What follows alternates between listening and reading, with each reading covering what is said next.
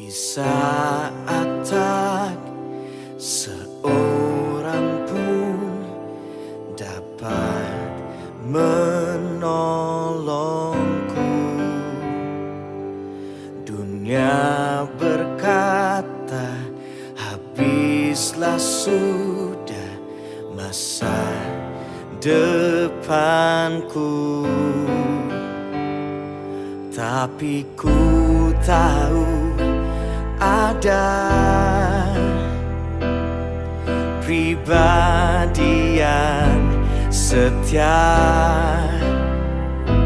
Dia tak pernah tinggalkanku.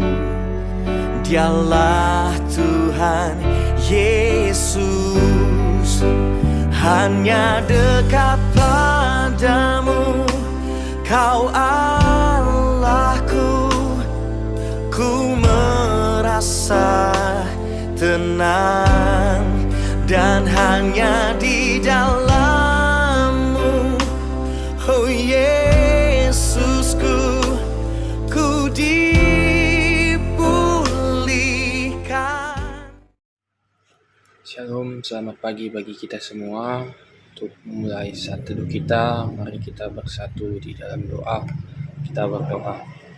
Bapa di dalam sorga, kami bersyukur Tuhan, hari ini Engkau masih bangunkan kami dengan keadaan sehat dan penuh sukacita. Bapa, kami ingin mendengarkan sebagian dari firman Tuhan. Kiranya firman hari ini dapat mengubahkan kehidupan kami dan memberikan sukacita yang melimpah bagi kami di satu hari ini. Ini doa kami Tuhan, kami serahkan ke dalam tangan Tuhan Yesus Kristus, Tuhan dan Juru Selamat kami yang hidup. Amin. Bapak, Ibu, Saudara sekalian yang dikasihi Yesus Kristus, hari ini kita masuk ke dalam hari peringatan Sabtu Pengharapan, di mana ayat yang menjadi renungan kita pagi ini terambil dari Lukas pasal 23 ayatnya yang ke-53. Lukas pasal 23 ayatnya yang ke-53, izinkan kami membacakannya. Dan sesudah ia menurunkan mayat itu, ia menggapainya dengan kain lenan, lalu membaringkannya di dalam kubur yang digali di dalam bukit batu, di mana belum pernah dibaringkan mayat. Dan sesudah ia menurunkan mayat itu, ia menggapainya dengan kain lenan, lalu membaringkannya di dalam kubur yang digali di dalam bukit batu, di mana belum pernah dibaringkan mayat. Bapak, Ibu, Saudara sekalian, ayat renungan kita pada hari ini mengingatkan kita bagaimana pengorbanan seorang juru selamat yang dinanti-nantikan bangsa Israel pada saat itu. Yesus Kristus pada saat ini telah mati. Pada waktu ayat ini, di konteks ayat ini, Yesus Kristus sudah mati dan ada seorang majelis besar. Ia seorang yang baik dan benar menurut ayat yang ke-50, yang bernama Yusuf dari Arimatea.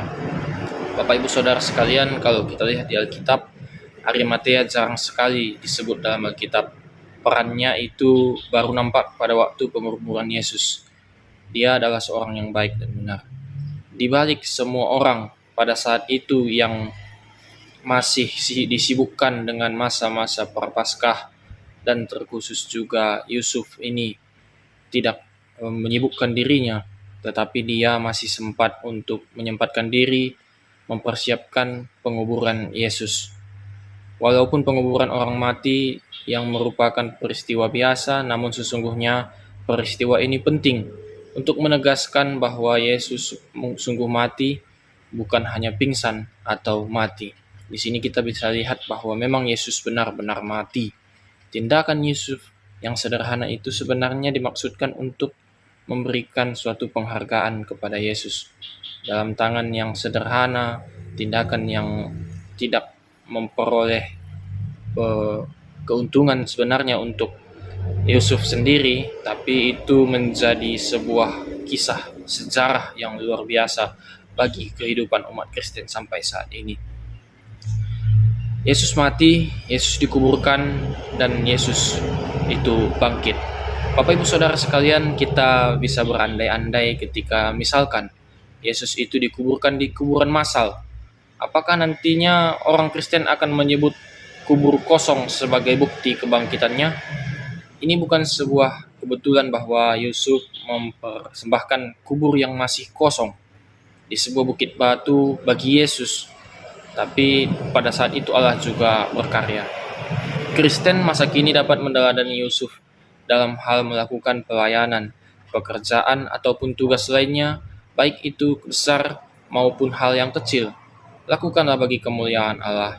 Posisi Yusuf pada saat ini sebenarnya berlawanan dengan mayoritas manusia masyarakat pada saat itu. Ia tidak berdaya sama sekali untuk melawan atau tidak setuju kepada keputusan yang lainnya.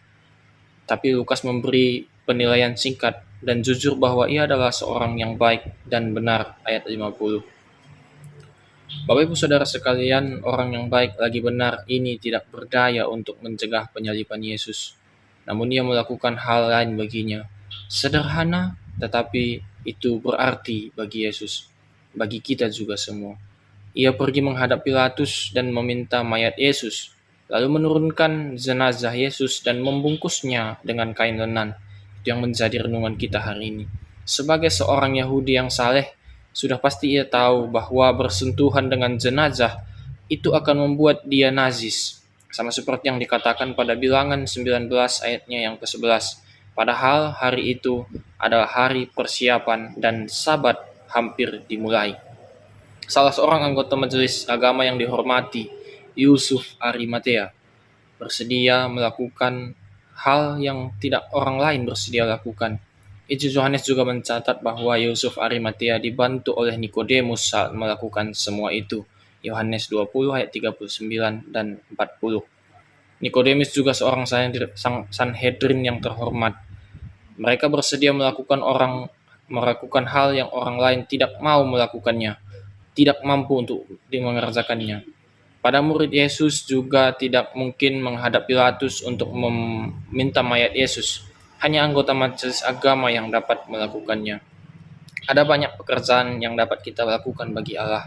Hal-hal yang mungkin bisa atau biasa, tapi bisa saja hal-hal yang kecil, tapi tidak semua orang bisa melakukannya. Semuanya bisa dikerjakan dengan kesungguhan hati. Semuanya dapat dilakukan dengan motivasi, tujuan, dan cara yang benar sesuai dengan kehendak Allah. Mulai dari hal-hal yang ringan saja Bapak Ibu Saudara sekalian.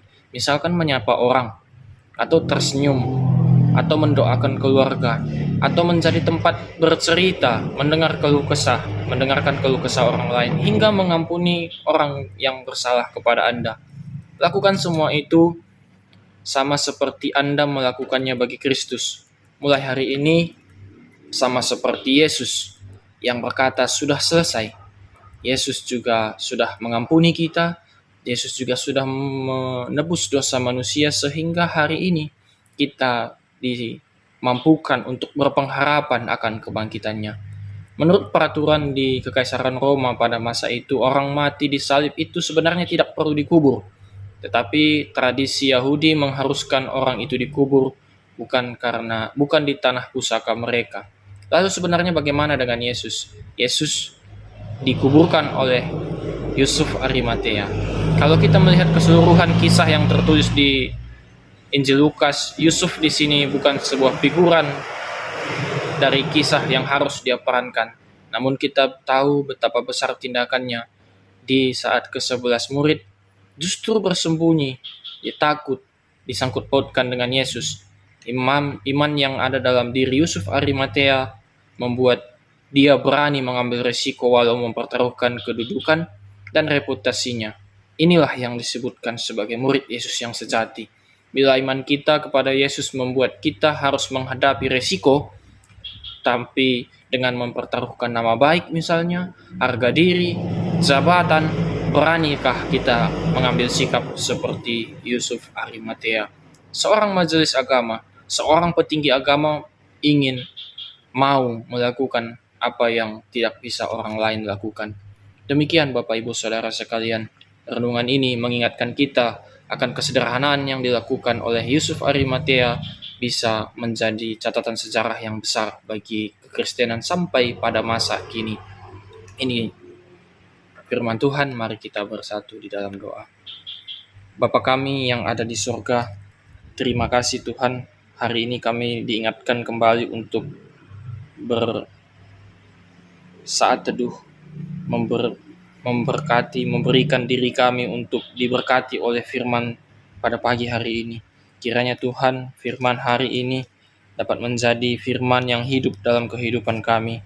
Bapa, kami juga berdoa agar setiap orang yang mendengarkan sapaan teduh hari ini bisa diberkati Tuhan lebih lagi, bisa diberikan sukacita terkhusus Tuhan. Hari ini adalah hari di mana kami memperingati hari Sabtu Pengharapan. Kiranya Tuhan kami tidak putus dalam pengharapan kami.